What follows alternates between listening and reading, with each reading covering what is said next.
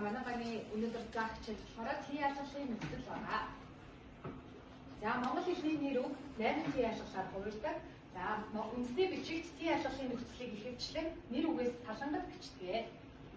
За эхнийх нь мэдээж нэрлэлийн T ялгал тийм ээ. Үлийн эзний зааврын нэрлэлийн T ялгал. За хоёр дахь нь болохоор харьяаллын T ялгал байгаа. За харьяаллын T ялгал нь үндэсний бичигт уруу хэлбээр оршдог. За эхнийх нь болохоор одоо өн гэж байгаа. Энэ нь инээс бусад гэгүүлэгчээр төгссөн үгэнд дагуулж бичдэг. За дараагийнх нь ин. За ишгээр төгссөн үгэнд дагуулж бичдэг. За дараагийнх нь өө. Энийг болохоор сүүл инээр төгссөн үгэнд дагуулж бичнэ. За дараагийнх нь өгөх хошны дээтэй.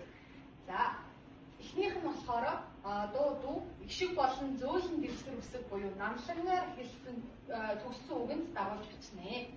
За дараагийнх нь хатуу дэвсгэр үсэг буюу багасдаар төгссөн үгэнд дагуулж бичнэ.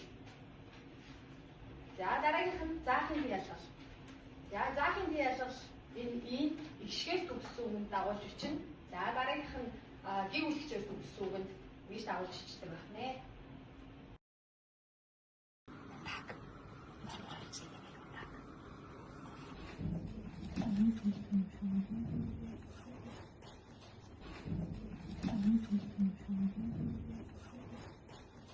Дагуулж